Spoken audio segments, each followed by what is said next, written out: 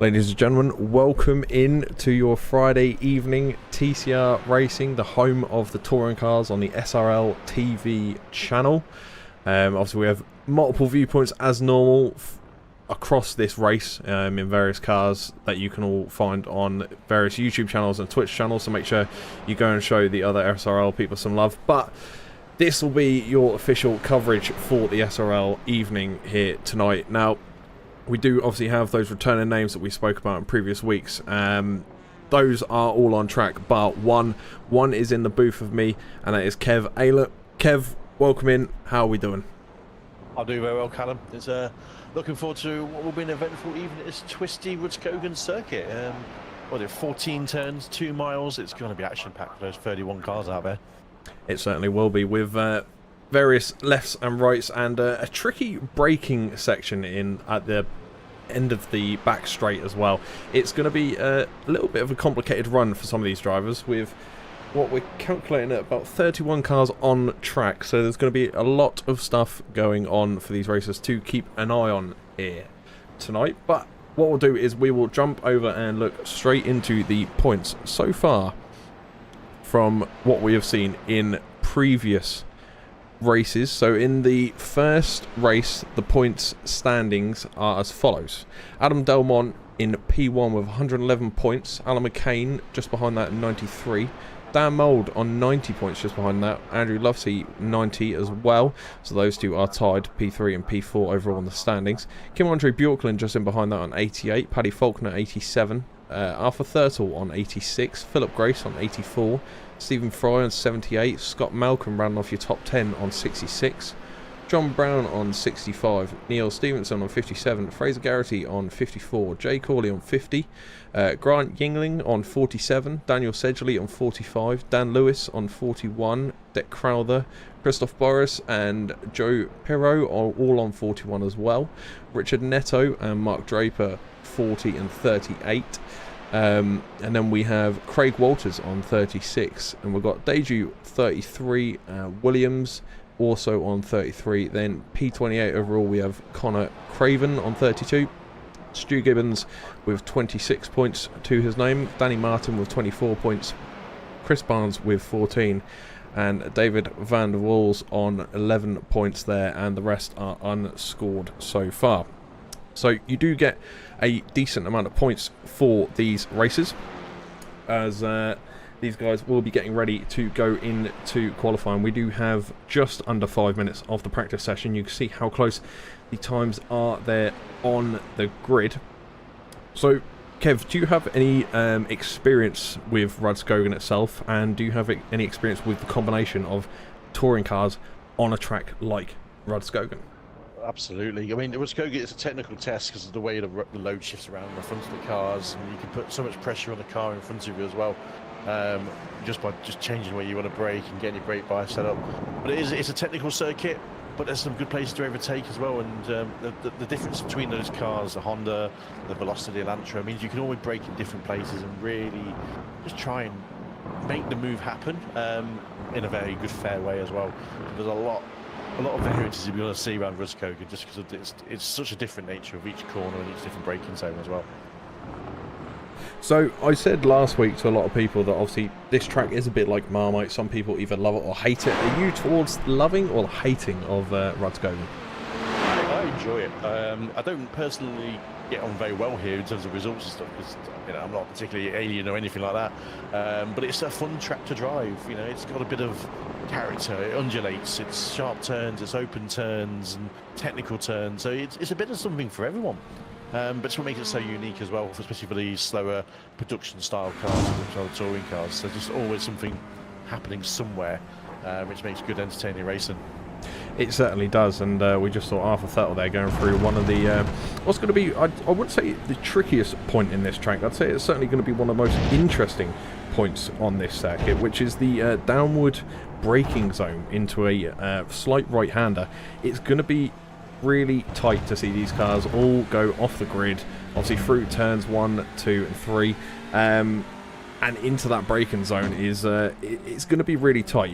31 cars all on a downward shift, probably quite high in the gearing, as we saw Arthur Thurtle was in 5th gear as he came down through that section. So from what I've seen in other series, when cars are going around here, it does get a bit nip and tuck down there, and normally you see cars spin out, whereas these, you know, being front wheel drive, they're going to have a bit of a benefit and a bit of an advantage. But no doubt we're going to see a bit of bumper to bumper down there. At the end of the day, it is still fun racing, but there are points on the board, so you know there is still something to play for, something to fight for. And well, there's a lot of quick runners out there, so it's going to be very tight indeed with who comes out with the maximum points here. And well, there's going to be a lot on the line. You can see Arthur now coming around onto that back straight into that braking zone that we were just talking about. See how he deals with that as they come down now. Yeah, that turn 3 and turn 4 combo, you can see Arthur coming through now. It gets so loose, especially on the cold tyres. So if you get your braking a little bit wrong, carrying a bit too much speed, or not quite in a straight line, you're going to see some spectacular slides going through there. And obviously in pack racing, anything can happen when that happens. So yeah, definitely an action point that one will be. Yeah, certainly will be. I mean, we did see some fantastic spins, burnouts, and all that in between. So I think some bumper bashing as well last week out at Alton. No. Was that Alton? That was Alton, yeah. I've been ill since then, so it suddenly lost my mind. I was like, hold on, were we at Alton last week?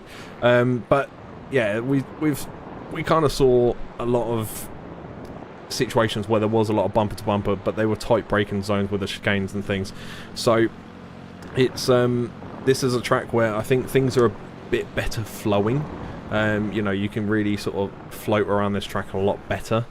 You don't have to get so harsh on the brakes in, I'd say, any of these corners really. You know, you can let the car cruise and flow freely around most of these corners. So hopefully these guys won't be seeing too much of an issue in terms of build up, but it will certainly be interesting watching how many people have the nerve to go and not use the brake pedal in turn 1, because I've seen that before, and it gets very interesting when they try and go from the outside and cutting it on the inside when there's cars to the left of them.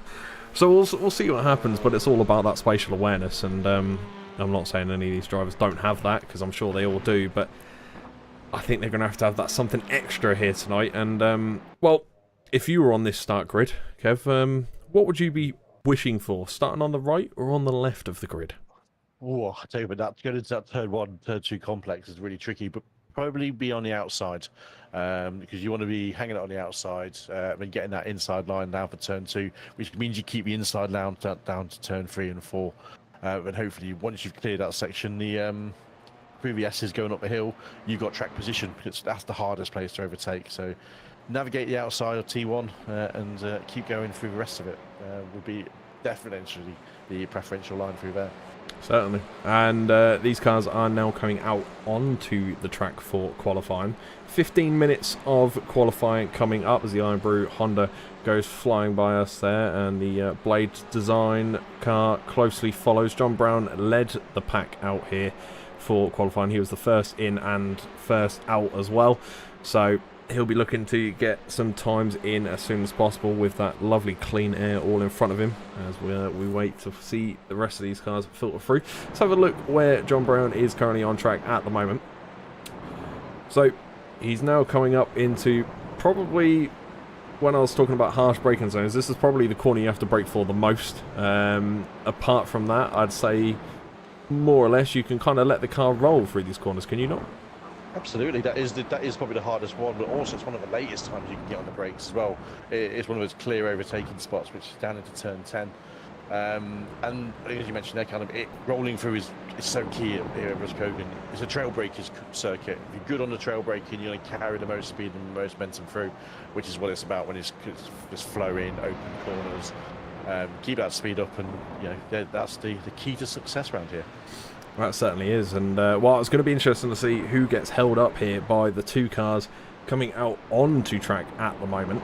That is going to be really interesting to see indeed, because they've kind of come out in some clean air at the moment, but they're going to get caught up by a massive pack of people that have a little more heat in their tyres as they all now start to make their way around for their first timed lap. John Brown leading the way at the moment. He will have the first time in there. It will be the quickest, certainly for a few seconds, and then we'll wait for all the times to filter through and see what people are doing. A few cars we don't have out on track at the minute is Christopher Barnes, Frank Cinchty. I'm butchering it. Kev, help me. Frank Cinchetti. That one.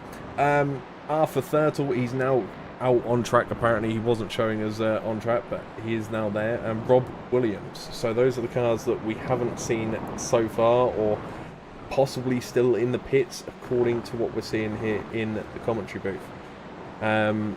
Talking on pronunciation, some of the names that, you know, we were talking in the green room just before we went live here, that some of the names that I struggled to pronounce last week aren't actually here anymore, so hopefully I didn't put them off with my poor pronunciation. I do have Kev here to assist me get through some of the names, and not too bad of a start so far, I have to say. But talking of not bad starts, John Brown, 1 minute 30.3. Still, well, I was going to say the quickest time, but it's no longer the quickest time. Adam Delmont puts in a 1:30.1. Fraser Elphick 1:30, almost flat. We'll just wait for the rest of the time to come through, because if not, I will be naming off every name in the race. So we'll wait for those to all filter through. I think by the very nature of the touring cars, they just get faster and faster as the tyres come up to temperature. The first 2 laps are notoriously treacherous. So realistically, you know, we're looking 29, maybe even a 28 from someone in qualifying would be a good target time here. Certainly. All those in the YouTube chat and watching along on our live stream, please do drop a like and subscribe on the channel and on the stream for us. Be much appreciated, and do share it with your friends as well if they're interested in racing. You don't have to tell them it's on a sim, because some people do believe that these things are like genuine and real. So please do share this out, and yeah, share the love. We'd appreciate that. But Kev, where would you say that these TCRs start to die off in terms of their tyres? Like, at what point do you start to feel it? Is it 5 laps in, or are we talking sort of 20, 30 laps into a race? It's more about the 20, 30 laps, to be honest. The thing with these cars is that they can take an absolute hammering. As soon as you start going sideways, when they start getting a little bit leery and it falls off. So as long as you're keeping the rubber in a good condition throughout the race, they just get faster and faster and faster. And it's not even fuel load dependent. The tyres just come in really, really nicely, as long as you're not sliding. So if you see a lot of people going sideways, they're the ones who might see the pace dropping off towards the end of the race. Well, that would be one thing to look out for, and another thing to check up on is at the bottom of your screen. You will see as they scroll through, as people put in their lap times, you'll see how well they are doing sector by sector. Obviously the greens, I mean, they're doing well, they're beating their personal time. Obviously the purples are what people are after, that's the quickest of the session. The yellows is that they're just under their recent times, or their best times, and then the black/red, just forget it, is the best way to describe it, in my opinion. Kev, would you disagree? I'll be just bang on there, mate, to be honest. We'll be looking at those purple ones. That's purple and green are the fast ones. And speaking of purple and green, Andy Lovesey at the minute, he is the man to watch. He is going around and putting in a good lap so far, starting off with a purple, following into a green. What is the third segment going to be? It's another green. They're all gone to green now, so it'll be interesting to see what lap time he comes around with. Adam Delmont's just gone purple as well. I believe that's Adam Delmont just in front of Andy there. So these two are almost neck and neck as they come around on to the start-finish line. Any improvement? To about toe. Oh, there is a bit of an improvement. Andy Lovesey goes ahead, but then Dan Mould instantly shuts me up and takes P1 with a 128.9. So your estimate for a 128 is spot on so far. Well, they're setting the bar high already, aren't they? Let's see if they get to 28.5. You never know. Dan likes a challenge, and certainly Delmont and Lovesey will be up for the challenge as well. But there's less than, well, as I look at the timings there, between the top 6, less than a tenth. Nothing in it whatsoever. In the YouTube chat, Fraser Garrity, Kevin Callum Broadcasting, does someone say Dream Team? I tell you what, people had to pay big money to get these two names in this broadcasting booth, I tell you. It's not easy to get two Hollywood A-listers like us in a booth commentating over some TCR racing, I have to admit. But no, it's all good fun. We were here and Kev decided to make the sacrifice on on tonight's racing to come join me in the commentary booth and just make sure I'm behaving myself and not going in too hard on some of the drivers. So yeah, Kev's more here as my legal guardian to make sure I'm being nice and staying on Santa's good list. You definitely don't need to worry about that. Some of these drivers may deserve it if we're not careful. Well, who are we to look out for then in this race this evening as we just get past the halfway point in qualifying? So there's a few names that the classics stand out. You've got Adam Delmont, you've got Arthur Thurtle, you've got Dan Knowles, Tim Andre Bjorklund, in the top 5 currently on track as the timings go. They've got a history, they've shown class in previous series and races, even in the officials as well. So there are names to watch out for. Then you've got a couple of unknowns, to the series. You've also got Tom Woodcock, who has raced in the SRL many moons ago, young upstart, but very good, very quick. And then some of the old returning classics as well. You've got Stuart Gibbons, you've got Dick Crowther, Patrick Falconer. This is quite a stacked field. The names can come out of anywhere. You've got people like Jay Corley as well, who just jumped from 28th all the way up to 12th on the standings. So there's a lot of names to keep an eye out for, but big names to watch out for. You're going to have to look out for Dan, definitely, and Adam Del Monte. They've got a form of race each other hard and fair, and will probably put on quite a stellar exhibition if they get together. Yeah, they certainly will. One name that you did mention to me before the broadcast was a certain P6 member at the moment, which is Mr. Will. Was it Leon or Lion? I'm going to go with Lion. Lion. Okay, so is this gentleman a quick racer? Is this something special on our hands here? I raced against him in the officials a number of times and generally been left behind by his pace. So he's definitely a contender for pole positions, race wins overall. A hard racer, fair racer, knows his way around the tracks. He's there. He just jumped to 4th as well, so he's just getting faster and faster and faster.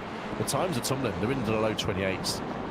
So certainly Will Lyon's a new name, certainly demonstrating that he's got the Iron Brew exhibition going on already. Possibly trying to put his stamp and his label on the league to say I'm here and I'm here to stay as we go into the second out of 3 rounds of the 3 free races. That's a bit of a tongue twister, where anyone can join in. You can just turn up and have a good time. Obviously jump yourself into the SRL Discord and yeah, see what this TCR stuff is all about. And that's exactly what Will here, as you can see on your screen, has done. And well, like I say, he's jumped up to P4 and he's putting his name out there, and certainly going to be fighting in amongst it for the higher end of the points this season, should he choose to continue into the league season. 8 rounds for some fantastic racing to come as well, so that is all good fun. We look forward to seeing that.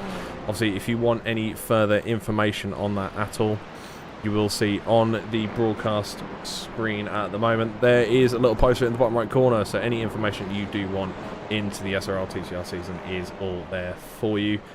Not long left of qualifying then. At this point of qualifying, Kev, what would you be doing as we go into the 11th minute out of 15? I'd be ensuring I've probably got enough time to do the complete session in terms of the minutes left. It's a quick lap here, so it's in the low 128s. So you don't want to be caught short. You want to make use of the track, get into a good temperature, your tyres at a good temperature, so make sure you've got enough fuel in the car. It's just something else to be doing, and give yourself some room in front, because the last thing you want now is someone to spin in front of you because they're pushing too hard, and then also you've got to compromise that fast lap that you might all be on. So just give yourself a breather, give your tyres a little breather from pushing too hard, and just give yourself a time to breathe and then go for it. I have to use breathe a lot better than I mean, that is a lot of breathing, but to be fair, I'm sure that will help these drivers get around this track, so it's not a bad thing that they have the choice of that much breathing. But I have to admit, when it comes to qualifying, I'm a bit of a party pooper. I don't tend to do it. I tend to just say, no, I'll start from the back, or I'll start from the pits, because I'm not a confident starter on the grid or in rolling starts. I'm not mega for those, so yeah, not my forte. But nonetheless, it's still a great experience when you do actually go ahead for it. Adam Delmont comes across the line 1 minute 28.3 flat as he goes around the outside of the purple Audi there. On to the back straight then, and I believe there is Mr. Brown just in behind him, who's currently P2 as well. So John's got himself back up in contention for the lead of this race. Adam Delmont does lead things though with that 1 minute 28. Phenomenal lap time so far, and you know, Kev, you said a 1 minute 28.5 is what Mr. Mould should push for. Well, he's beaten you there. He's gone for a 1:28.4. So he's doing a fantastic job as well, and Thurtle just in behind him, sort of just tapping on the 1:28.5s area, so not too bad from those whatsoever. Absolutely, they are setting the pace and doing the job well. But I know it'll be burning him inside. They think they've got a few more attempts here. They're going to, you know, Adam's 0.16 ahead, so that's a big gap, I'd say, for this moment in time. So they're going to push hard to close it in the last few moments. Safari Nation Racing in the YouTube chat. I would have jumped in if I saw it earlier today, lol, but hopefully next time. Well, hopefully next time indeed. There is another race in the SRL free races. So obviously if you want to get yourselves involved in that, please do. That's at Okayama, and that will be taking place on the 7th of next month. So if you want to take part, do get yourself involved. Jump into the SRL Discord and come join us for laughs, spills, trips, falls, bumps, everything. It's all included in the SRL package. So yeah, get yourselves involved, join in, come have a laugh, and yeah, just put your feet up and enjoy yourself, because they're all the drivers sit in a voice chat while they're racing, so it's always a good time out there on track. But we're going into the last minute of qualifying at the moment, and as you can see, as we still sit with Adam Delmont, he leads the way. Car number 11 heading around now into the right-hander, and well, he's got to be looking forward to this, starting again on P1 on the grid. We do have that reverse grid in race 2, so he's got to make the most of this and well, try and put any collisions and shenanigans that happen behind him, because obviously he will be leading the pack, so he can't afford for any mistakes, because then he's going to get caught up in anything and everything that goes on all behind, because I imagine if something happens, then there's going to be catastrophes further down the field. So what we'll do is we'll bring you your grid now for the race. Starting P1 is Adam Delmont. John Brown starts P2, Adam Thurtle P3, Dan Mould P4, Will Lyon P5, Daniel Sedgley P6, Neil Stevenson P7, Andy Lovesey P8, Kim Andrew Bjorklund P9, Fraser Elphick P10, Tom Woodcock P11, Jay Corley P12. Then we've got Patrick Falconer, Philip Grace, Alan McCain, David Van der Vos, Stuart Gibbons, Cooper Akers, Old Man Deck, Ricardo Neto, Grant Yingling, Anthony Hilton, Paul Hurley, Scott Malcolm.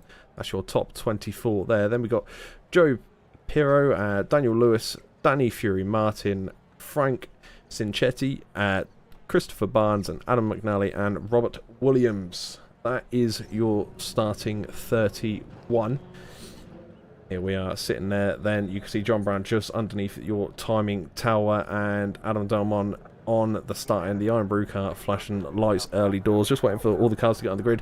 But Kev, ultimately, who are you putting your money on today? Well, that's a bold one. I'm going to go for Neil Stevens. I know he's quick, a good racecraft, starting in 7th place on the grid there, car 16.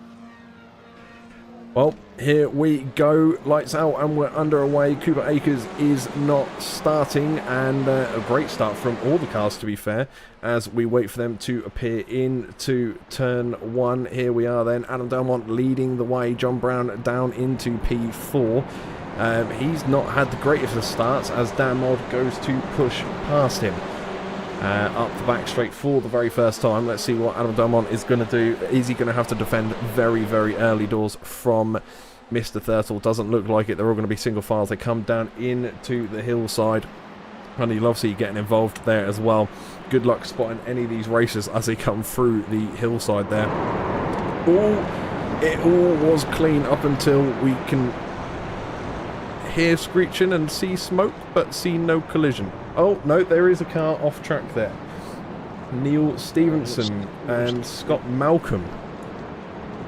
There goes my tip.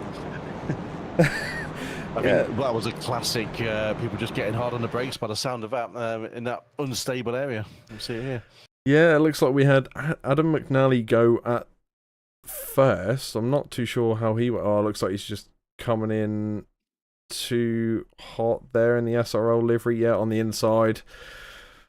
Door to door with another SRL car there. Not good for him. Let's have a quick look at what happened to Scott Malcolm. Oh, maybe nothing. He just came.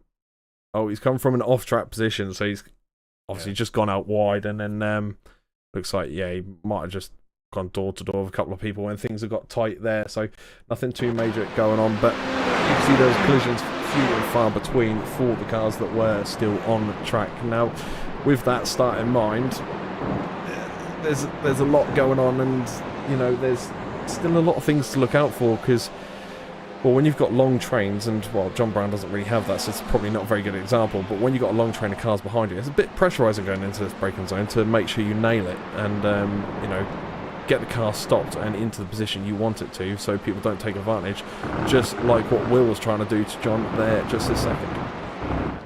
Absolutely. And the difference between the cars, especially if you're in a Honda, they can brake so much later as well. So you kind of got to remember the car in front. If it's not a Honda, don't brake as well I normally brake because I'm going to go into the back of that car as well. So and it's having that forward thinking between the cars is quite important, especially in the first couple of laps. And here's the chrome dome of Kraken Racing, and that is Mr. Robert Williams there in P26 overall at the moment. There's a bit of an off track there from Frank just in behind as well, but he's managed to keep it facing the right way. And Rob was having a bit of a back and forth there with Adam McNally, who's now starting to clear off up the field again. And we're getting reports that Daniel Lewis has had a little bit of a catastrophe as well. He seems to be on track and plodding along okay, and he seems to still be as excited as what he was last week looking at his photo, so he still seems to be happy to be here. Dan's always the ever-present happy chappy, but he's always here to contend, always there to have a good battle with everybody. Certainly is. Now we do have this first race of 20 minutes in length. Now the second race is a 25-minute race, so there's an extra 5 minutes for these cars to go at it and really get stuck in there today, as these guys go around once again onto the back straight for lap 3 over the course of 20 minutes. Can we see much change around for some of these people? We're seeing Van der Vos lose some positions here. Old Man Deck has gone through, same with Ricardo Neto. And just for clarification, if anyone is wondering or laughing, because I've seen there has been one person that's seen it in the YouTube chat, his name isn't actually Old Man Deck, just for clarification, it is Derek Crowther. Blade Designs team. However, he did not hear last week when we were calling him old in the broadcast booth, so we thought we'd make it nice and clear for him this week, and we changed his name. So he's going to love me when he sees this back, but he is currently going to have to defend that position that he currently has in P14 to those cars behind, because he seems to be the leader of a long train. Now, if you were in Deck's position, Kev, what would you be doing? Are you kind of someone that likes to race in your mirrors a little bit here and there for defence, or do you prefer to just put your pedal to the metal and just focus on what's in front of you? Focus what's in front of you. The moment you start watching those mirrors, you're going to start holding everyone up and compromising your own race. A little bit of Deck at the moment is that cork in the bottle, to use the cliche. But the worst thing you can do is a drive behind you, so to speak. So the best thing you can do is just make sure he drives his lines, keeps hitting his targets, and he'll get pulled along. He can still see that car in front, which is going to benefit as well. So long as he stays close to him, he'll pull this whole group together.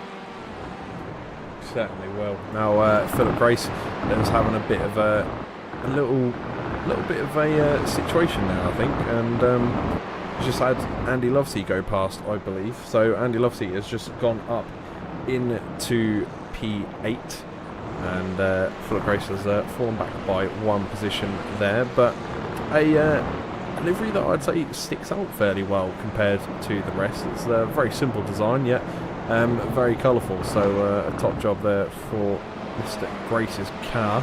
And well, speaking of liveries, there are some cars out on track that Kev, you would obviously recognise quite well. Are there some people out there using your team colours?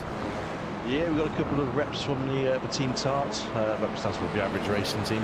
So we've got Paul Hurley running out there at the moment, running in 17th place, and you've got Tom Woodcock running in 10th place as well. So yeah, a couple of guys running there, and obviously Frank Cincetti as well, when he's part of the TART stable. Unfortunately, we lost Cooper. Cooper Akers also was another one of those drivers, but I think he's had a dreaded disconnect of doom. Oh yeah, we don't like those, and Cooper being all the way from the US of A as well, so a long way to travel for some TCRs. But what's going on here then? Speaking from the boss of Team Tart, where's the livery? What's going on here? It's all purple. He's a late addition to the team. Oh, okay. I haven't been able to make one yet for him, so he'll have one for next week. Oh, okay. So we're giving him grace, but well, someone that's new to the grid and has a livery that a lot of people would recognise in the Iron Brew colours there, chasing down John Brown at the moment, fighting for P4. Now it's going to be interesting to see if he can get the move done, because John's not an easy contender to beat on track or on paper. He can defend very well, and you know, these cars are only meant to be a metre or so wide, and well, he's going to make that, I think, 4 to 5 metres wide, so Will's going to have a tough job getting by him, but Will has proved everyone wrong so far, that, you know, not all newcomers are at the back of the grid, so he's defying the odds, I'd say, at the moment, and he's currently where he started on the grid, which is P5, so he's doing a solid job at the moment. Same with Daniel Sedgley, P6. We've got some cars coming out of the pit lane there. As we come onto the back straight again for lap number 6. Grant Yingling has gone into the pits now as well, so he's going to lose some positions, unfortunately, this race. And might have to look at trying to regain those positions next time around. But Mr. Deck Crowther is looking for the move up on the inside into the braking zone of the right-hander. Down the hill. Now we're getting the brakes on. Cars are looking to go 3 wide through that right-hander turn there. But Deck is going to hold his line and stay true to what he wants to do. And now there's going to be a little bit of position swapping and track change, as Deck Crowther unfortunately does lose the position and moves down to P15. So unfortunately the gamble didn't pull off for him in the Blade Designs car there. Lovely looking car that is. So at the minute, the front of the train is Mr. Adam. No, it's not even Alan McCain. Sorry, it's Kim Andre Bjorklund who is the leader of the train. No, it's not. No, I was wrong. It is Alan McCain. Yeah, it's Alan. That is Alan McCain. Yeah, so Alan McCain is now the leader of this train of cars as they come around onto the start-finish straight. Adam Delmont has just put in the quickest lap time of a 1:28.8, was flat. So he's only 4 tenths behind your leader. We'll jump up to him. Now, Kev, I don't know how many battles you've had for leads of races, but probably no doubt way more than me.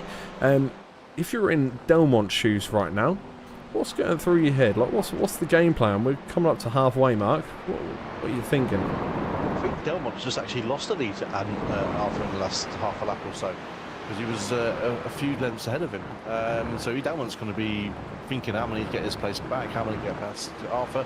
And Arthur is notoriously a hard driver to overtake as well. So it's about putting him under pressure, using the late braking of that Honda to negotiate around him. But we're going to see some stout defence from Arthur to hold on to that lead with only half the race to go still. Yeah, there's only half to go for race 1. There's still going to be race 2 for these guys to squabble it out, but this is the closest and possibly the best opportunity he's going to have all night to take the battle to each other. And, well, David van der Waals is having a field day out there with overtakes and battles as he gets in front of Alan McCain, but Alan McCain is giving him the fight of his life as he holds the inside line and gets that position back. Can David try and get it back on the inside? Can't quite get his nose up alongside Alan McCain's car there, so unfortunately he's going to have to settle back in just in front of Deck Crowther. As you can see, their brakes are red hot as they come around again for lap number 8 now, as Cooper Akers is, by the looks of it, oh no, he's still in the pits. He's just showing on the battle box now. So unfortunately we lost I think it's 2 cars now. I think Neil Stevenson is back out on track, so unfortunately we lost Grant and Cooper this race, so hopefully we'll see them for race 2 potentially. Safari Nation Racing in the YouTube chat, am I able to join for race 2? I don't think you're able to join a session like midway through. Can you, Kev? Or You can't, unfortunately. When the race session starts, it's locked down, unfortunately. Well, there we go. So Safari, there's always next week if you wanted to join in with us. We've got here quite an interesting scenario actually, because with this train of cars, everyone is pushing each other hard, and we saw it happen with Deck getting compromised by being overtaken by someone else, and everyone else was able to get really close. So all it takes is one false move from someone here, and they're going to fall back very quickly in this train, and then it becomes very hard to come back. Yeah, certainly is, and well, any mistake is going to be swamped upon by multiple drivers. Speaking of drivers swamping each other, these two are all over each other. Delmont and Thurtle side by side all the way up the straight. Delmont's going to have the inside line into turn 2 as they swing around onto the back straight now. Alpha Thurtle's just in behind, but that gap is going to come down once again because he's going to have that draft in behind the Honda. He's going to get his Honda just up alongside, I imagine, for the braking zone. There we go. He's gone for the move up the inside. Doesn't quite have anywhere near the momentum and, well, having his car side by side where he needs it really into that braking zone. So he's kind of just backed off and got back into a single file line. But that introduces Mr. Mould into this battle as well for P1. So this is now a top 3 battle, and if these guys keep at it, that's also going to introduce Mr. Brown and Leon into the battle, as well as you can see Will is trying to catch back up to John Brown. So they are kind of all tugging each other along and slowly regaining trace on to the lead. It's all sort of cramping up again towards each other, so the racing's starting to get a bit closer again. It has these phases where everyone sort of drifts apart, and then all of a sudden they all, like magnets, just snap back to each other. And it's great for us, it's great for entertainment, but God, it must be stressful as a racer. Oh, it is. When you're having to watch the car in front of it, and suddenly you see a car coming up right behind you, and you think, right, what's my best way of navigating this? Focus forwards. But obviously we're seeing one overtaking move, it brings all the other cars closer together, and all of a sudden you've got 5 cars within a second and a half of each other. It's going to definitely bring this to an exciting conclusion. It certainly will, and looking at the timing tower at the minute, and it seems like Jake Hawley is the man that is going to be trying to make a move this time around. He looks up the inside line, he goes for it. They are side by side now.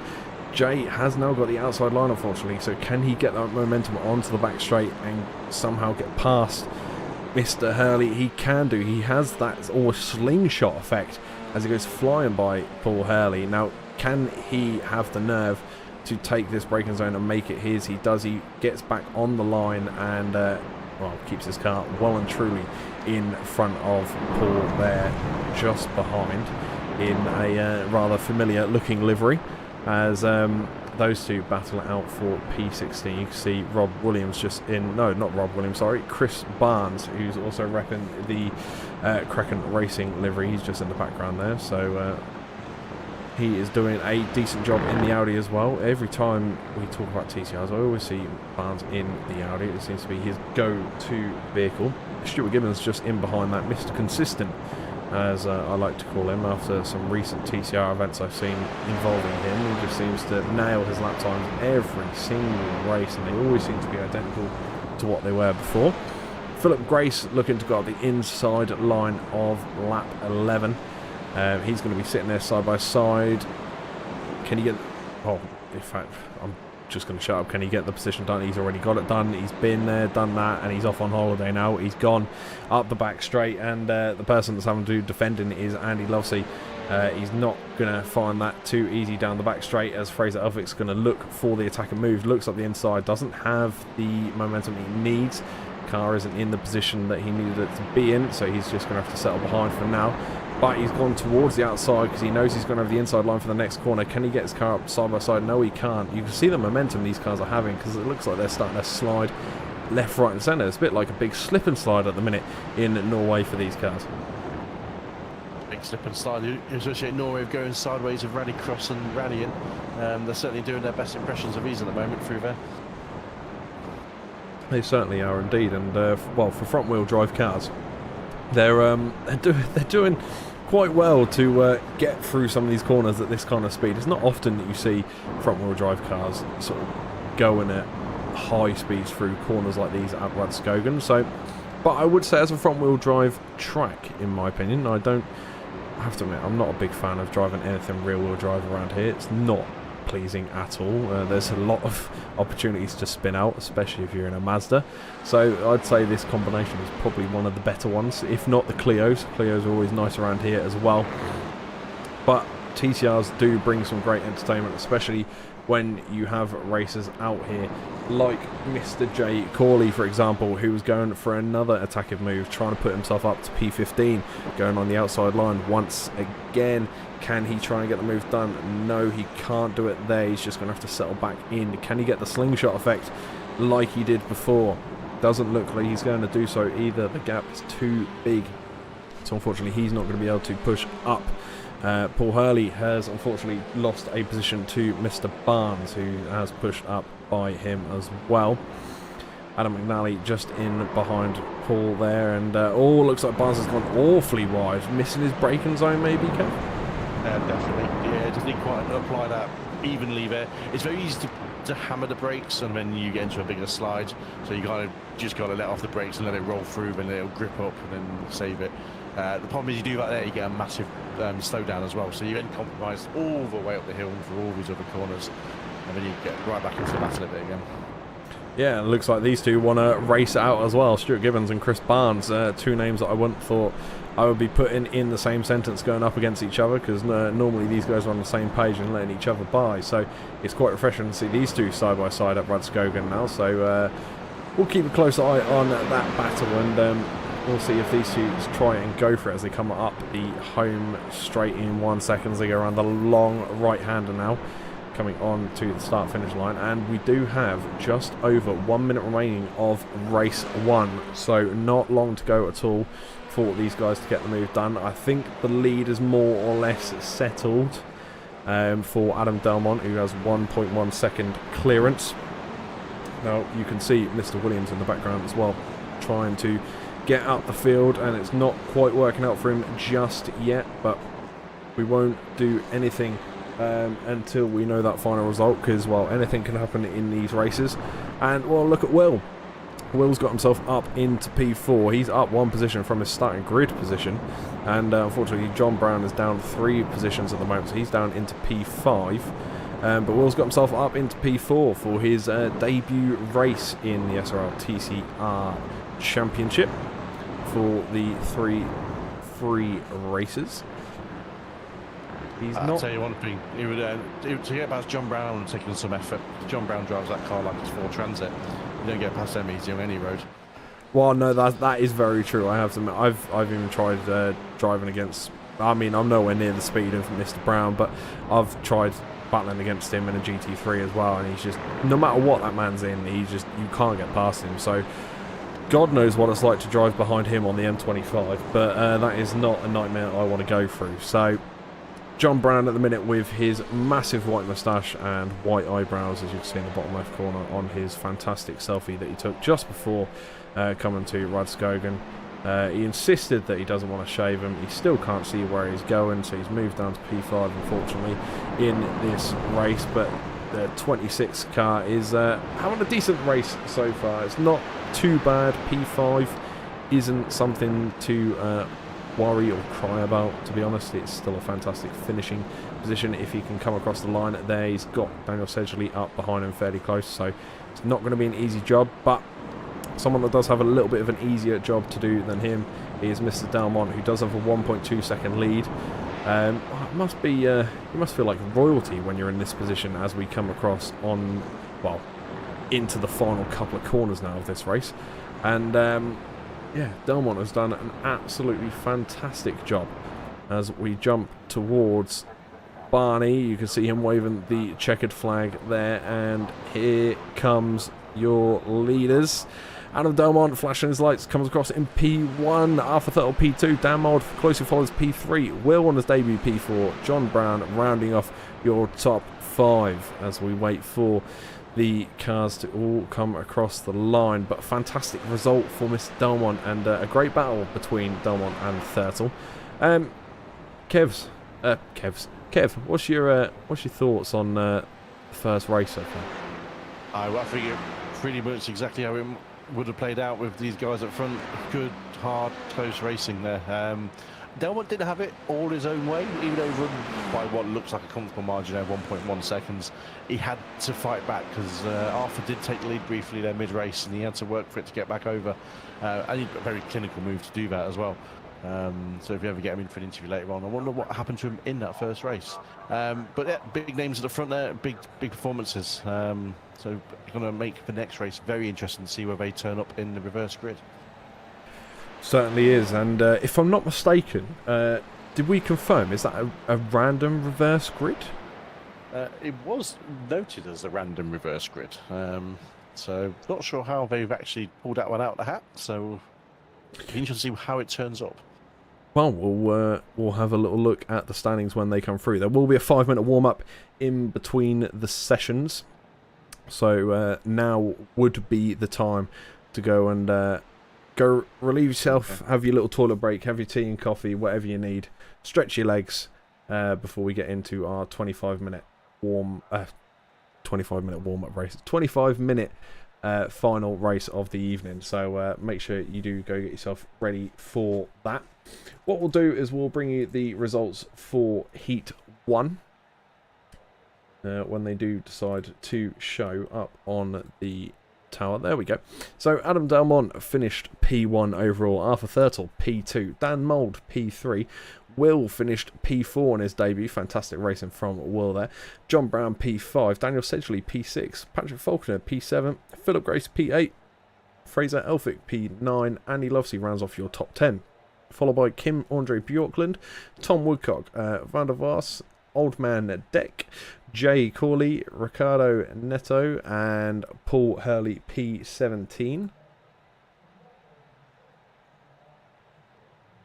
Adam McNally P18, Anthony Hilton P19, Stuart Gibbons P20, Christopher Barnes P21, Joe Pirro P22, Robert Williams P23, Scott Malcolm P24, and Frank Cinchetti P25.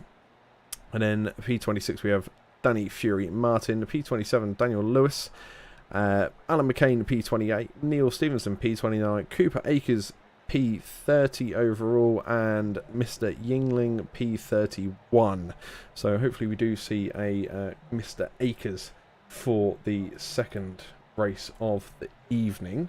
Let's have a little look at who's out on track, because I believe we do have someone out there at the moment, and it is Mr. Frank Cinchetti. So well, Kev, the next question for you, my friend, will be these 5-minute warm-ups you have between these league races, when you know there are obviously points up for grabs. Now, we know it's free racing, we know it is also meant to be for fun, but there are still points up for grabs. There's a reverse grid. What are you doing after that first race? Like, what are you using this 5 minutes to do? Generally just taking a break, taking a breather. I'm a big believer it's easy to over-race and overcomplicate practice and just do too much. So I think it's important just to let your blood circulate, stand up, shake it out basically, and yeah, just relax. You know, you got another 25-minute race coming up, and you want to be fresh in the mind, fresh in the body, and ready to give it all. Because you do, for me personally, it's a bit too much if you just pound the laps round. Yeah, I do get what you mean. I have to admit, I do quite like to get up and just stretch the legs and freshen myself up a little bit. make sure I'm feeling ready and quite sharp for the second race, because obviously we do have standing start, so you need to make sure that your reactions are good off the mark, which I was assuming is what Frank was about to sit there and practice, but I think instead he's just going to sit there in the middle of the track and obstruct anyone going around. We do have another car going out on track, which is Alan McCain, so we'll see what Alan McCain is up to. But let us know in the YouTube chat what you would be doing in these 5 minutes between races. Would you be sitting there putting your feet up, grabbing a cup of tea, or going to the toilet, or would you be sitting there putting in some more laps and just going all out for it, and possibly even sending a drift, a bit like what Mr. McCain is demonstrating there for us as well. Don't forget, to the people watching in the YouTube channel, please do drop a like on the stream. That would be fantastic. It means a lot to the SRL community, and it helps us improve our streams as well. So if you want to leave any feedback in the chat, or after the stream has commenced, just drop us any feedback on that or in the Discord. Please do let us know, and we can seek on how we can improve these broadcasts that are brought to you every Friday when we have our SRL racing going on. What we will do as well is, like we did before, I will grab the poster for you all. So if you want to get involved, that is on your broadcasts now. You can see all the details listed there. There is a Discord. If you want to get yourself involved, jump in that, and feel free to ask any question. There's no such thing as a stupid question. So jump in there, sign your name up, and come join us, and who knows, you might even see yourself back on TV. So there's always something there to look forward to. But we're coming up to the end of the 5 minutes. We'll bring you your grid very, very shortly, and we will continue with the racing. Just had confirmation from the race control chaps as well. It is a reverse top 10 for this next one. Well, there we go. Reverse top 10. So there'll be a few people that will have moved position, but some will be a little bit bummed that they just missed out on it. However, there is 25 minutes to get the job done. So you've got that extra 5 minutes to try and find that result that you truly want. So let's bring you your grid then. So Andy Lovesey starts P1, Fraser Elphick P2, Philip Grace P3, Patrick Falconer P4, Daniel Sedgley P5, John Brown P6, Will Leon P7, Dan Mole P8, Arthur Thurtle P9, Adam Delmont P10, Kim Andrew Bjorkland and Tom Woodcock round off your top 12. As we scroll through, David van der Vaas in P13, Old Man Deck P14, Jay Corley P15, Ricardo Neto P16, Paul Hurley P17, Adam McNally P18, Anthony Hilton P19, Stuart Gibbons P20, Christopher Barnes, Joe Pirro, Robert Williams, Scott Malcolm round off your top 24 there. And then we have Frank Cinchetti, Daniel Fury Martin, Daniel Lewis, Alan McCain, Neil Stevenson, Cooper Akers, and Mr. Grant Yingling there towards the back of the grid as well. So we are already underway. All red lights are out, and Barney is waving his flag like no tomorrow as all these cars get off to a semi-decent start. The only person that seemed to be struggling just a little bit was Frank there towards the back of the grid. May not just be confident yet. How new is Frank into the racing scene? I know you said he was sort of a new man in the team. Is he new to the racing scene as well, or does he have quite a bit of experience behind him? He's new to TCRs. He's got experience in like Formula Vs and Mazdas, but TCRs are a very different discipline. We just find out we've got someone off in the background. We do indeed, and it looks like we've got. Oh no, we're going to be hearing about this one. I think we have a Mr. Mould off in the background, and unfortunately Danny Fury as well went off. Daniel Lewis there, and we lost a Mr. Robert Williams. So unfortunately we had quite a few outings there on one corner, so that just shows what that downhill braking zone can do to a race. And well, the man is having an impeccable debut so far, has managed to get himself in a podium position, but he's on the outside line. Can he get himself onto the inside against Patrick Falconer? He can't do so just yet, but he's got this cut back onto the inside. Oh, Patrick almost not giving him enough room there on the inside, but he's managed to get the job done and defend that position against the Iron Brew car, which also brings in Daniel Sedgley into the battle as well, as Daniel Sedgley's now going to have did have the outside line on the Iron Brew car there, but the Iron Brew has knocked the nose off of Daniel's car and has now assumed the outside position alongside Patrick Faulkner's car, as the DCWR Audi goes flying through turns 1 and 2, trying to keep on to the back of Fraser Elphick. And well, there's a bit of a gap opening up between those two. I mean, the leader, Andy Lovesey, is long gone. He's 2.7 seconds ahead of Fraser, so he is out of here. He's going into a new postcode at the minute. He's not holding back at all. We can hear a little bit of tyre screech, and I think it's just the cars coming around the corner at high speed. But Patrick Faulkner has some defending to do, because that is one mighty train behind him, and we're having reports that we do have another collision out there on track as well. We've had Robert Williams jump back to the pits at the same time, so it seems like catastrophe at the back once again. Yeah, it's certainly been an action-packed start with some contact happening. But yeah, Andy Lovesey has absolutely checked out. He certainly has. Now, this is what happened to Mr. Paul Hurley. Just lost the back end, unfortunately, and a couple of cars just get a little bit of an off track because of it. Oh, and a little bit of a blockade going on there, a little bit of a moving roadblock, but I'm sure Frank won't mind too much as he gets back onto the back end of that car there. I'll have to have words of Paul for that rejoin. Oh yeah, that'll be teammate on teammate, would it not? Yep. Oh, can't have any of that inter-team rivalry. Can't have any of that. We've heard about that in the GT4s with James's league, so we can't have any of that. I've been there, done that. So Patrick Faulkner at the minute still leading this train of cars, sitting in P3 overall. Anthony Hilton, jumping a little bit further back, is leading another separate train at the moment. Well, I say he's leading it. He's more second in this train, but he's bringing up a lot of smoke and allowing the old man himself, the only man to ever have outlived Yoda, is going around on the inside there, and Dick Crowther does get his car out in front into P16, so he is now trying to lead this pack of cars. And well, I tell you what, he may be older than Yoda, but Yoda would be proud of that move indeed, as he sees himself clear. And oh, there's a bit of argy-bargy going on back there. Chris Barnes knocking someone into a new postcode. It's been an action-packed lap from Chris Barnes. He's been sideways and almost interesting contact there. That certainly was. That was a bit of that could be a bit of a talking point. I think that was on Alan McCain when those two came together. So that was a bit interesting there. I don't know if that was intent or that was Barnes losing a bit of control in his car, and when he swung back into the centre of the track, he's collected other vehicles as well. But these things do happen within motor racing, so I assume he hasn't tried to knock Alan McCain into a new postcode on purpose.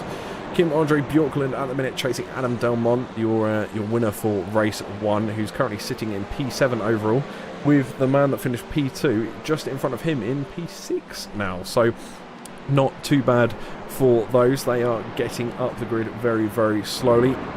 And oh, who's that we've got off track? Is that Mr. Yeah, that's Mr. Thurtle, who has gone off track there in what I would say is a more modern version of his was it his father's livery, I think we discovered in the end. So I actually do quite like that. It's a modern spin on it. I think it's very, very nice. But Mr. Thurtle did unfortunately have that little bit of an off track there, so Adam Delmont has managed to take advantage of that, and they're now in the order they were for race 1, which is Adam Delmont leading Arthur Thurtle in the race. So can Thurtle try and get at least some bragging rights on him and get possibly a P1 for race 2, but Andy is disappearing into the distance. Look at the gap between him and P2. He's coming across the line and they're only just coming out of the final turn. So here's where Fraser is, and well, should we give it some proper perspective? Here's the cockpit view. There's your leader disappearing out the picture.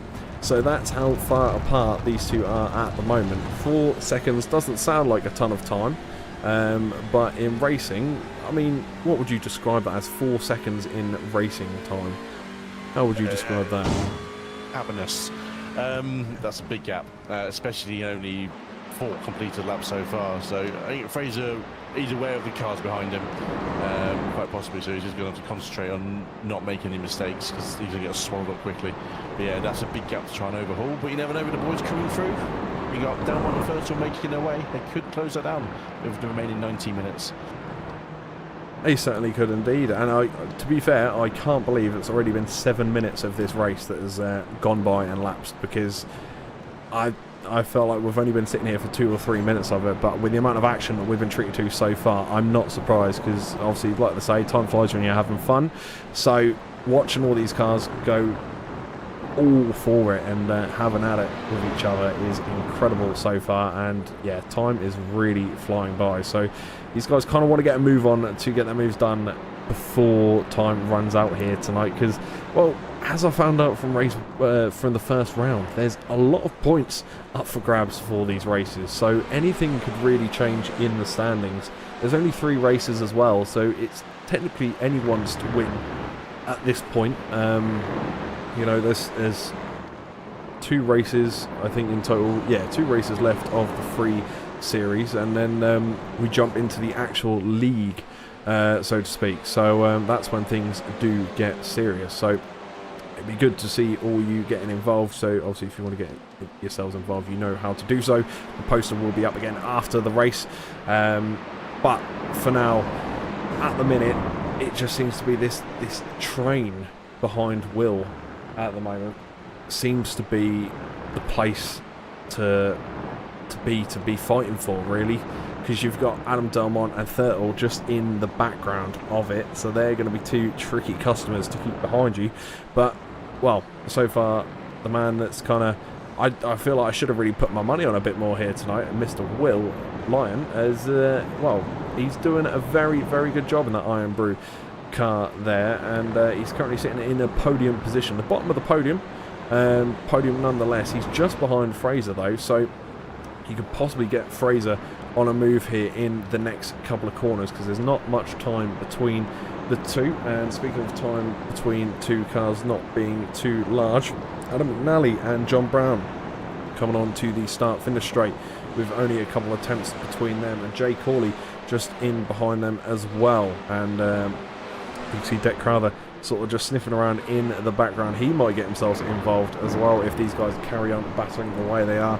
Neil Stevenson getting involved in a battle as well, with his lovely Milky Bar commercial picture there. And there's a bit of not bumper to bumper, door to door on turn 1, which is going to introduce Chris Barnes into the battle as well, as Chris Barnes tries to make it almost 3 wide onto the back straight, as he's going to have the inside line, but these two are going to have the momentum. I think they might just pull away from him, but if he cuts the corner a little bit earlier than these, yeah, he's going to hold the inside line and do both of them. He's gone for the move, and he's got the double overtake. Are they got the cutback? No, there's contact between the two.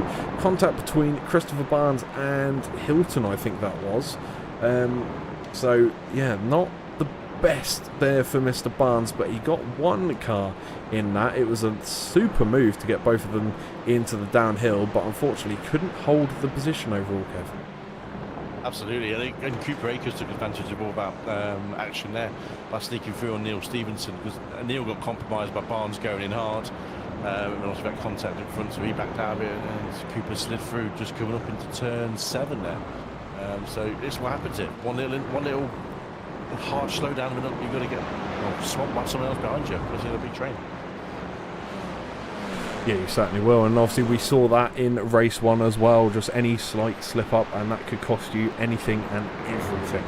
And well, that's possibly a lesson that's going to be quite hard to swallow for Mr. Falconer, as he opens the door for Mr. Delmont up on the inside, and Mr. Thurtle, who's also trying to come through into P6 now. He is side by side with Falconer at the minute.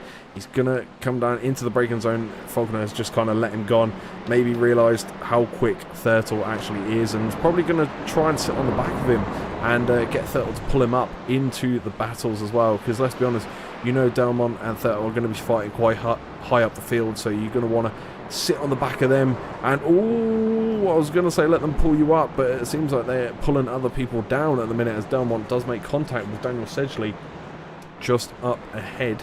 Both cars managed to keep control. And how difficult is it to keep control of your car when someone does hit you on that back corner, Kev?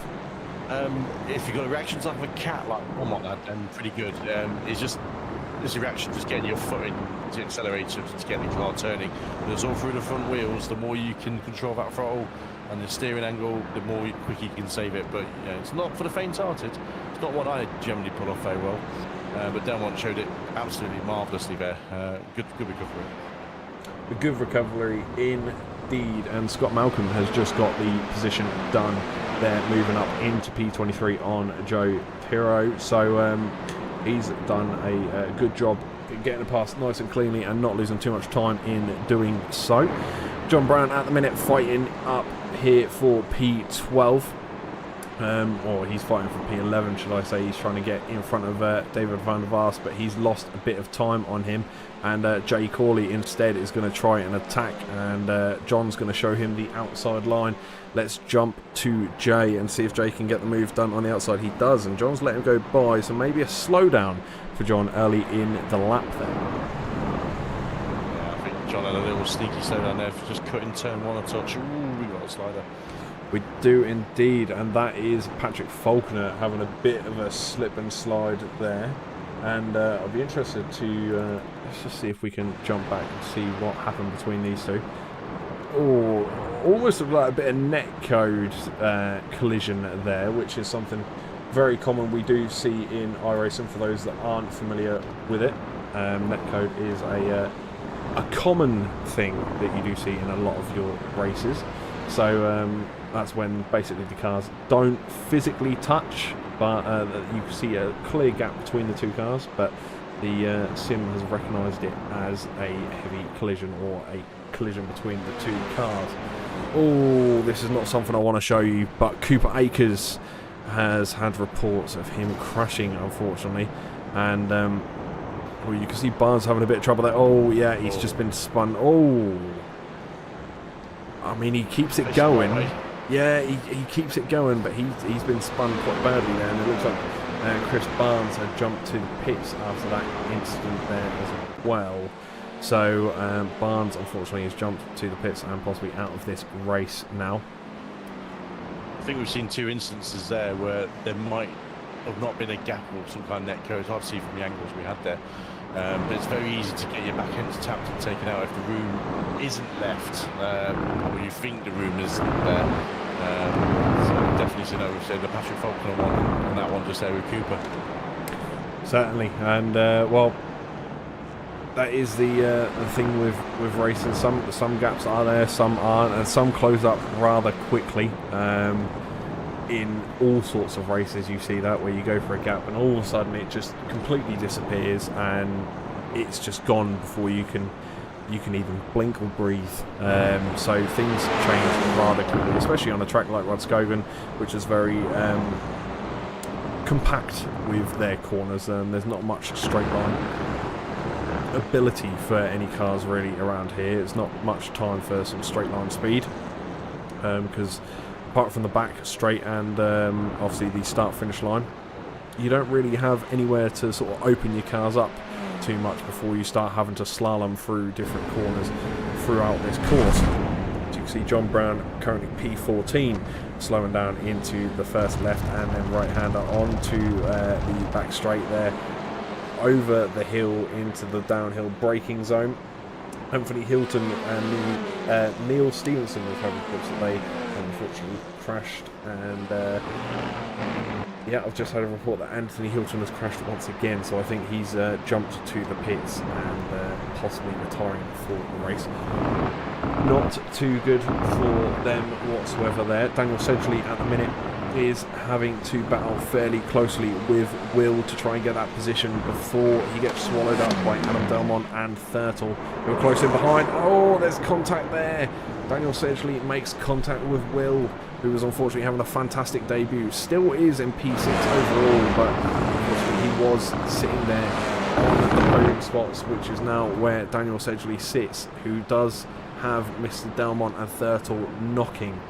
And, well, I can't believe it. They did start further down the grid, within the top 10 though still, but they're almost back on the podium, and it possibly won't be long till we see both names back on the podium. As you can see, Daniel Sedgley there just in front of him, but then obviously we've got Fraser just up the road from Sedgley as well, so maybe Delmont and Thurtle can work together to get these two. It's not going to be an easy job though, as they come down onto the back straight there, as you can see just past the timing tower.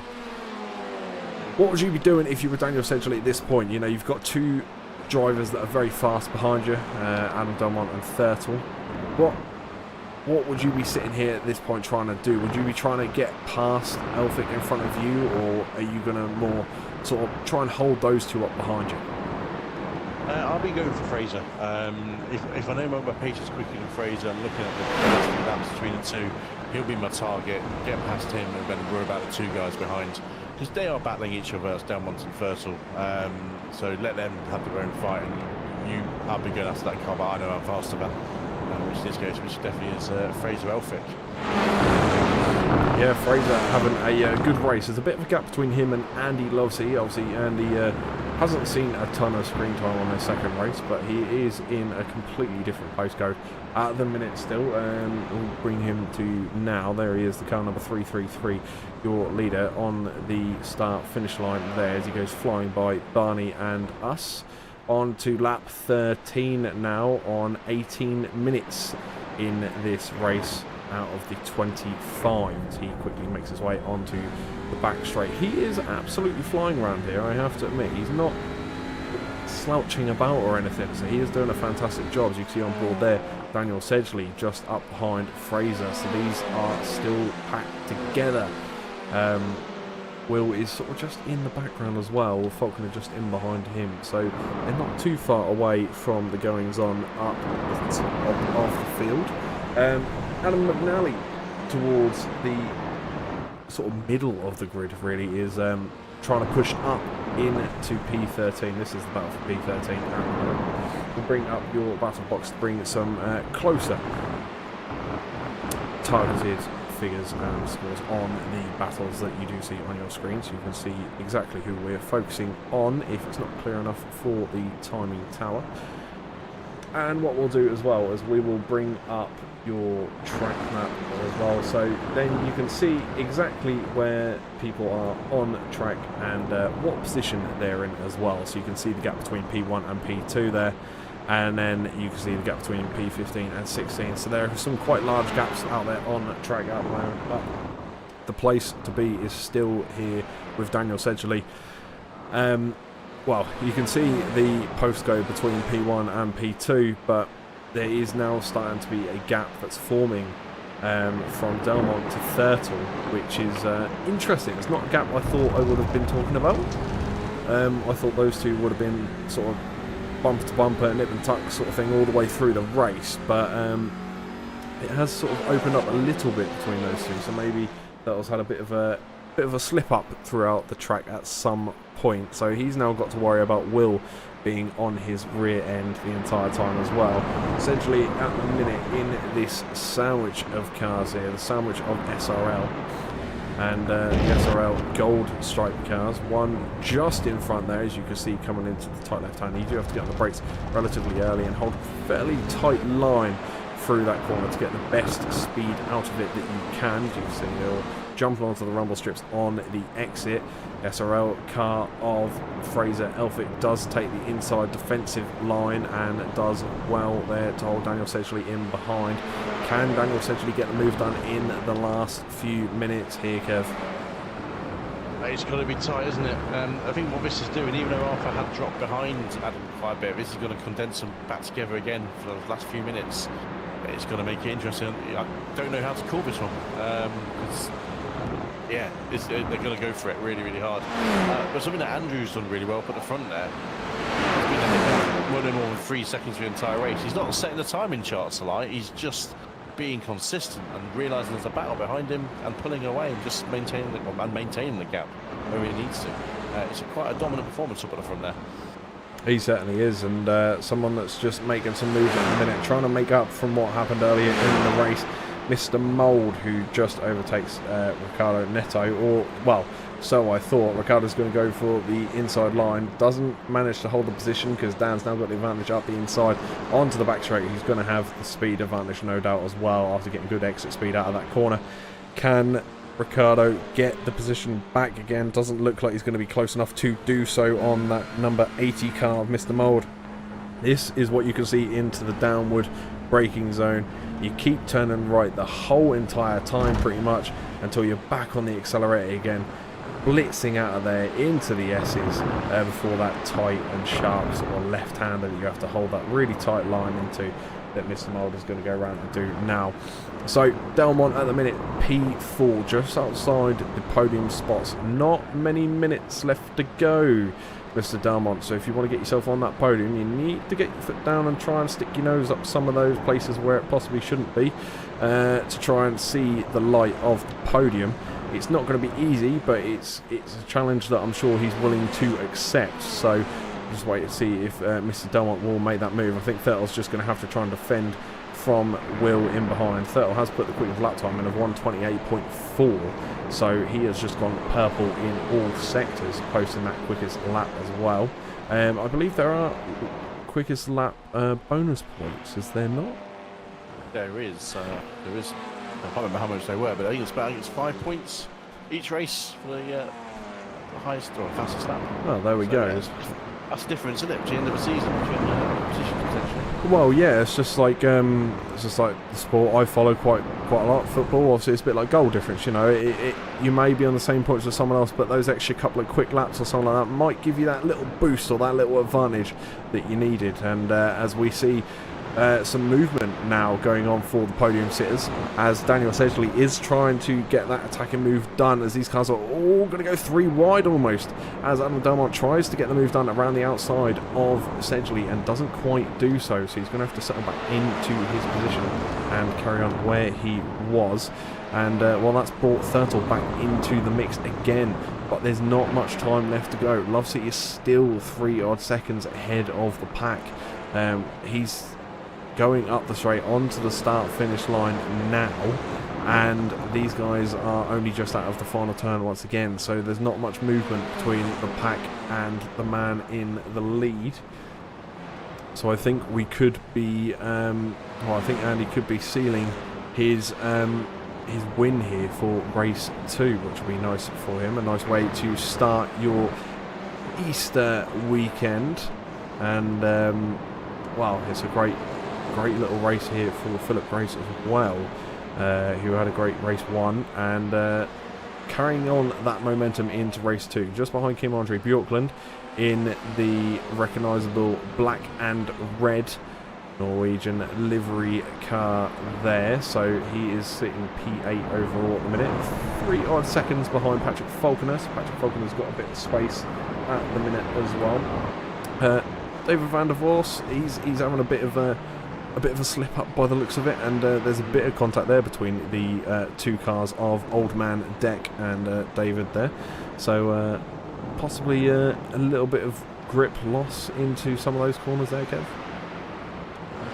Just a little bit. Say you're overcooking the tyres, getting too hot. You're going to compromise one corner to the next, and all of a sudden you're fighting with a car you didn't want to be fighting with, especially on the last lap. Indeed, and well, speaking of the last lap, there is Barney with the checkered flag, and here comes Andy Lovesey for his first win of the evening, followed by Fraser, Daniel, Adam, Delmont as well for your podium sitters there. Adam unfortunately missing out on the podium, Arthur Thurtle the same, P4 and P5, a great battle nonetheless. Will, unfortunately, if Will didn't have that contact, he may have come away there with the podium as well, so he would have had a P3. Unfortunately, due to that contact, he finished P6 overall. So we'll just wait for the remainder cars to come across the grid. Give us your thoughts, Kev, then on race 2. What are you thinking after what you've seen there tonight? Ooh, lots of contact, wasn't there? Lots of close racing. I mean, dominant performance from Andrew Lovesey. Absolutely dominated the race there just by driving consistency. Just goes to show if you stay out of trouble on that first lap, you are going to pull away and get the benefits of it. But good to see someone like Fraser Elphick up there. He drove a very good defensive race. So really happy to see that happen. And you thought Adam and Arthur might come through together, but again, good defense from Fraser and Daniel there. It was just see some of the incidents that are further down the field there. I think there's a lot of contact, a lot of action going on. That's worth just seeing that back at some point as well. Yeah, certainly, and we'll just wait for these last couple of cars to come across the line. There is Mr. Robert Williams finishing P27 overall, and he rounds off our race 2 there. So what we'll do is we will grab the feature results and we will bring those to you now. So Andy Lovesey finishes the race 2 in P1 overall. Fraser Elphick P2. Daniel Sedgley rounds off your podium sitters in P3. Adam Delmont finishes P4. Arthur Thurtle just in behind that P5. Will Leon in P6. Patrick Falconer P7. Kim Andre Bjorkland P8. Philip Grace P9. Jay Corley P10. Tom Woodcock P11. John Brown P12, David van der Vaas P13, Adam McNally P14, Old Man Deck P15, Dan Mould P16, Ricardo Neto P17, and then on from that Alan McCain P18, Scott Malcolm P19, Cooper Akers rounds off your top 20, then Stuart Gibbons, Joe Pirro, Frank Cinchetti, Daniel Lewis, Danny Fury Martin, Paul Hurley, Robert Williams, Anthony Hilton, Neil Stevenson, Christopher Barnes, and your man Mr. Yingling at the back there as well. So fantastic racing overall from these races from what we had seen here tonight. Now we do have some people wanting an interview, so what we will do is we will get your first one in just a second. What we will do is we'll bring up the poster once again, so if you want to get yourselves involved, it is in the bottom right corner, so make sure you do follow the steps on there. You can get yourselves involved by joining the Discord and yeah, come on and joining the fun shenanigans that happen at the TCR challenge here at SRL. So what we'll do is we'll bring in your first man and we'll bring in the winner from race 2, Mr. Lovesey. Here he is. Andrew, how's it going? Welcome into the booth. How are you feeling after that? Palms were a bit sweaty after race 2, but yeah, no, it was, I enjoyed that. I say it's pretty boring, but it's still tense when you're out front. That certainly is, and well, how many races do you normally win, if you don't mind me asking? Like, is this a normal feeling for you, like leading a race by 3+ seconds and just walking away into the next postcode with it? I used to be quite quick. I used to win races before when we used to race in the leagues, SRL leagues, but like I said to you last week, I haven't raced in 9 months, so a little bit rusty. Race 1 showed that. I think the car, I just lost all grip in the car about halfway through the race, and I was probably causing more havoc than I was avoiding.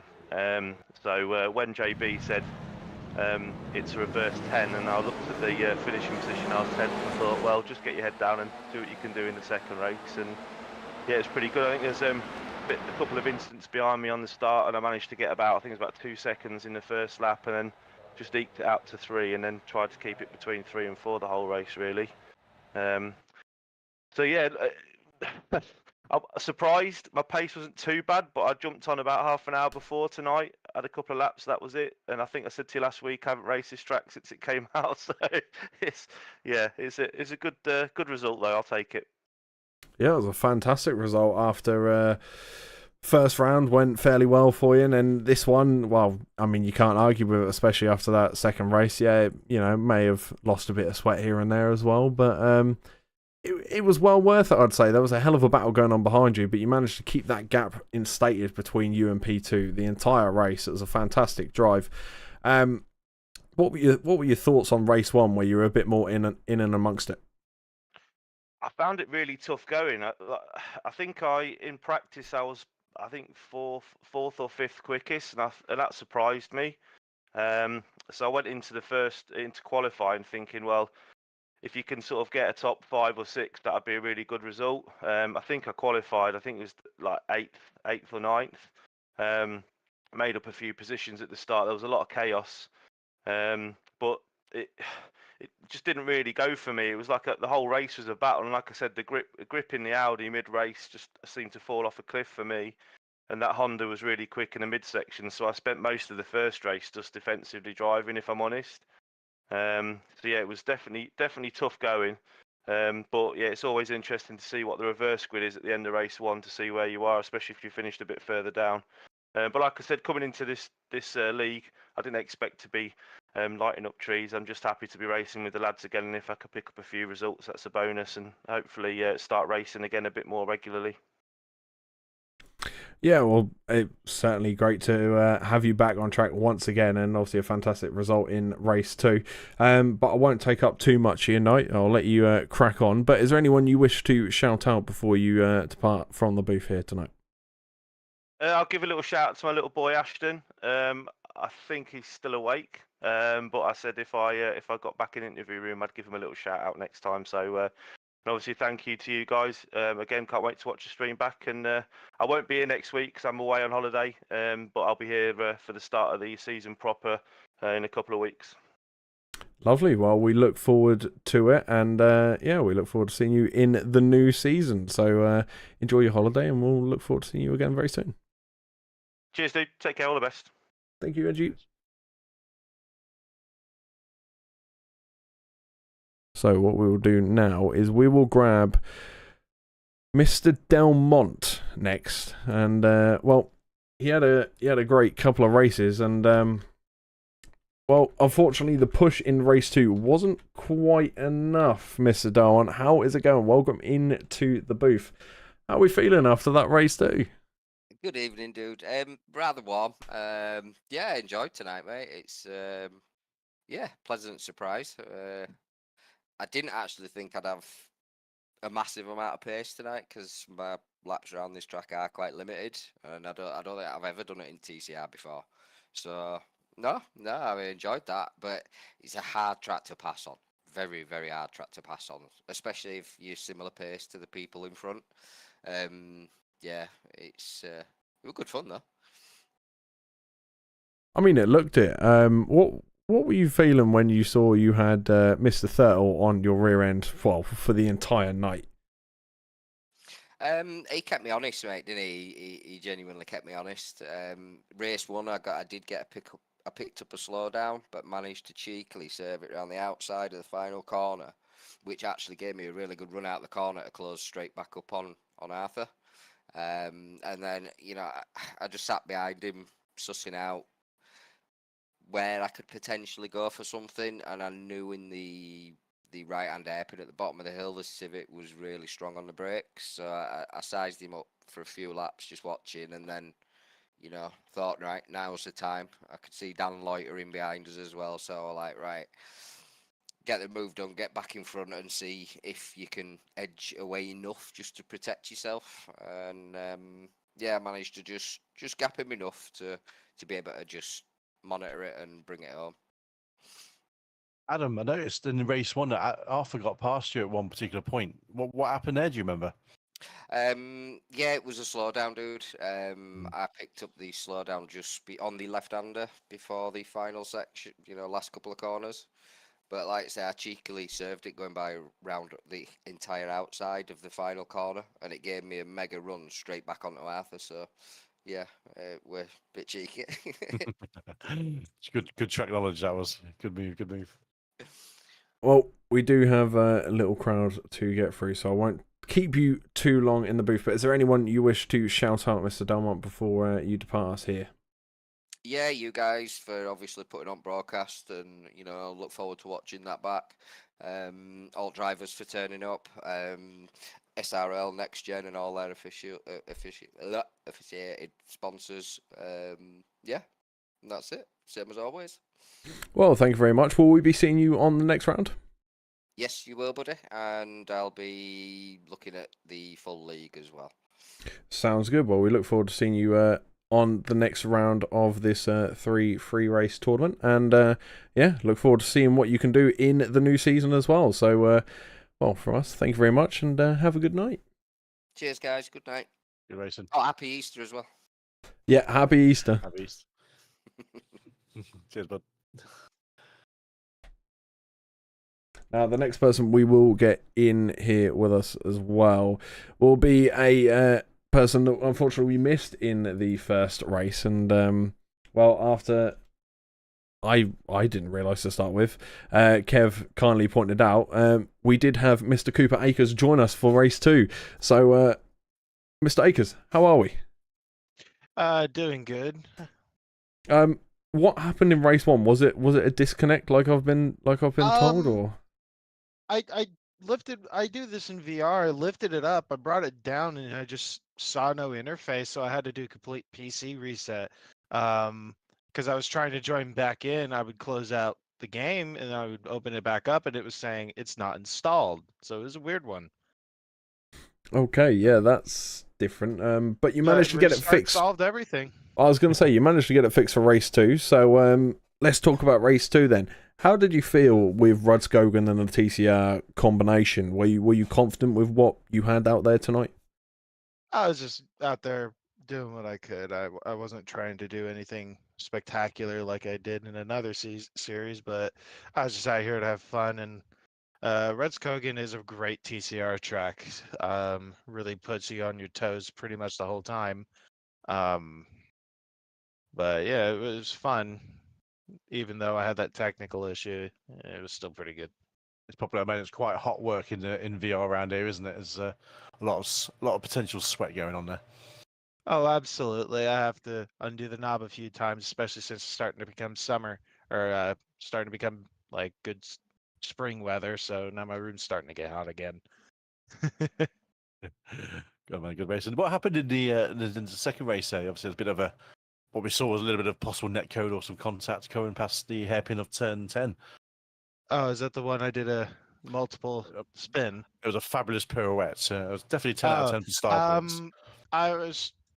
I can't quite recall everything. All I know is I was going straight. I was trying to leave room, and all of a sudden I just spin out, and then my spotter calls out 3 wide. So I don't know where that third car came from, but he was there. I just gave room for 2 cars and a 3, I guess. 3 into 2 doesn't always go, does it? Yeah. One to watch back on the replay for sure. Absolutely. Well, it was fantastic racing nonetheless. Well, Cooper, because we're trying to get through people fairly quickly, I'm going to ask you quickly on, are you going to be here for the next round, and are we going to be seeing you in the new season, or is that something you're still thinking about? I could potentially do the season. I'm not sure if I'm doing full time yet. Next week is kind of a toss in the dark because of personal things, but we'll see.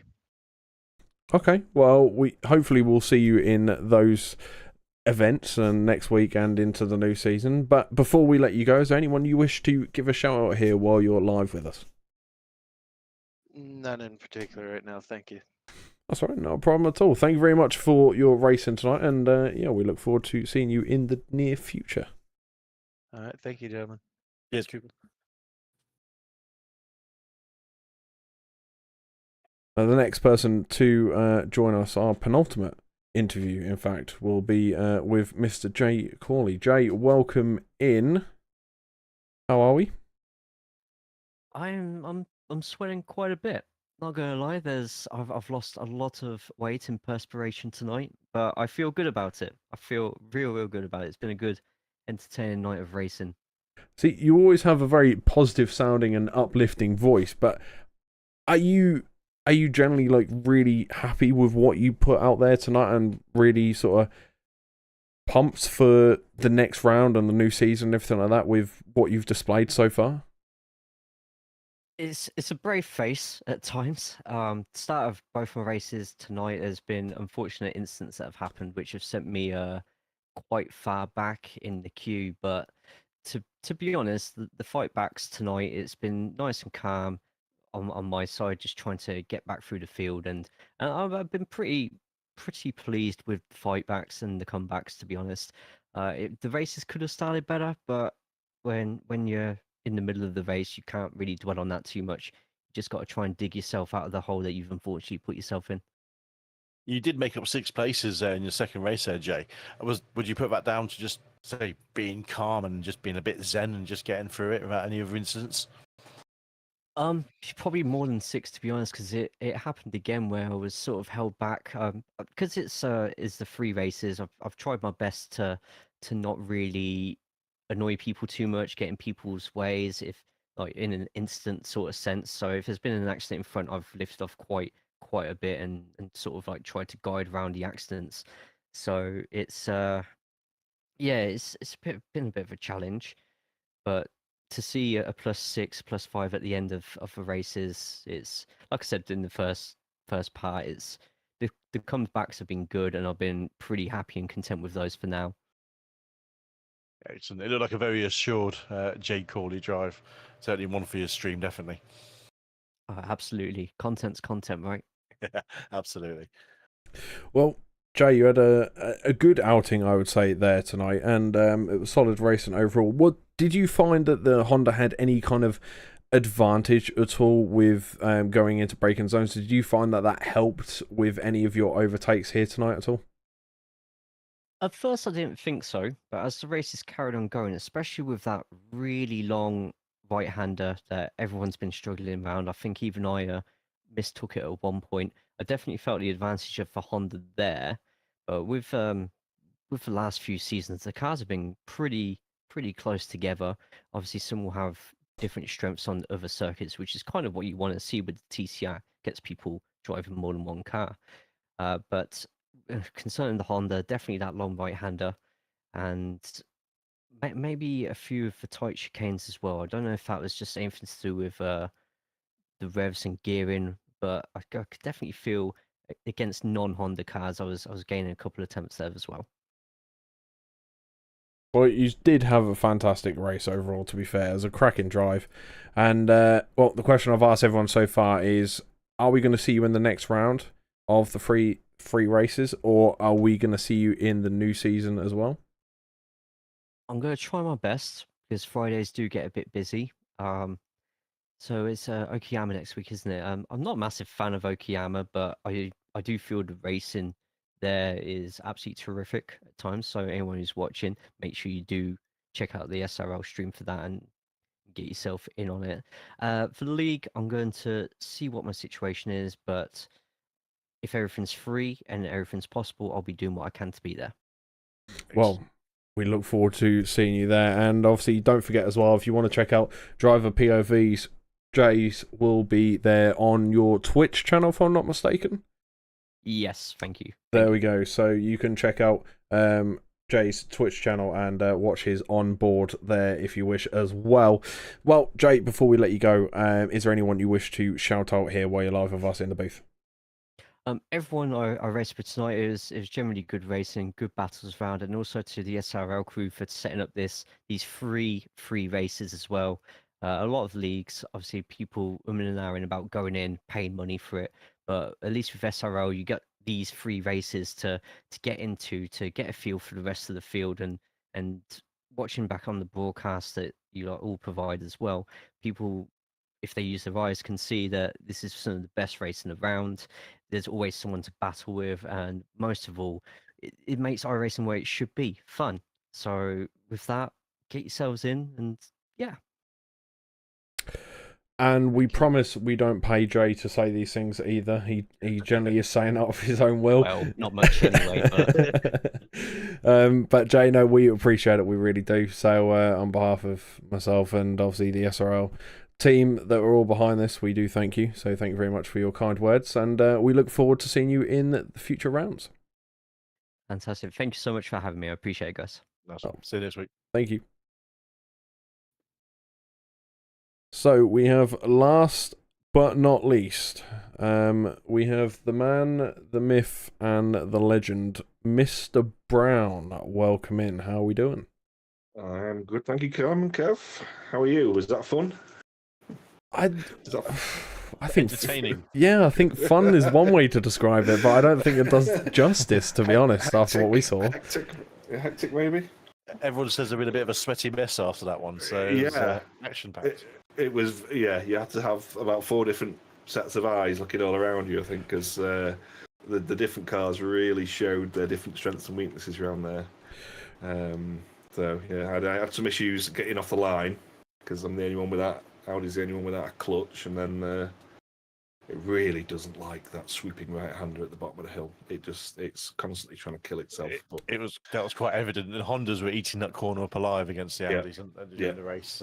I had to turn my brake bias up, otherwise I was going to die around there. But then, of course, it affects you all around the other twisty bits unless you want to be cranking a button. Every 5 corners. Yeah. iRacing, could we please have buttons for set brake biases? So, But no, it's John, good. here's the thing. Everyone that's come into the booth, you know, we've all kind of got this mutual agreement without saying it that race 1 was good, but all the action seemed to happen in race 2. Like, that's when everything just went off. And, well, in race 2, you had almost a little bit of a comeback sort of drive on, it seemed. I tried to. Yeah. Talk us through your race 2 a bit here. So my race 2 started off, and I lost quite a few places because I positioned my car in the first couple of laps. There was obviously a few slower drivers in front, and you got the concertina effect. I put my car in places where I thought there would be an advantage, and then everybody just went around the outside of me. And then I think the first race I got one slowdown right on the lap before the white flag, which is how the Civic got past me. But the second race, I got so many slowdowns. I think I got 6x, and all of them were slowdowns, I think. So yeah, I kind of did a lot of reverse overtaking there, and then had to try and make the best of it. But put a bit of pressure on the guy in front of me. I hunted down the guy over the last few laps, and then on the last, I think it was the last lap, or maybe the second to last lap, I put a bit of pressure on him going around the right-hand sweepy corner, and he made a mistake, and I got through, and I think Derek almost got through as well, but they had a bit of a coming together from what I remember. It's a key thing about this track, isn't it, John? Where if you're not going to get past them, with an overtake, because it's tough to overtake. Yeah. It's about putting them under so much pressure. Yeah, to force that move and to make that mistake, isn't it? You have to force a mistake. Unfortunately, on that track, there is that one really tricky corner that you have to just get perfect. And if you can just force them into a mistake without dying yourself, and of course, if they go wide, that's another slowdown, which seems really pointless to me because they've already suffered enough.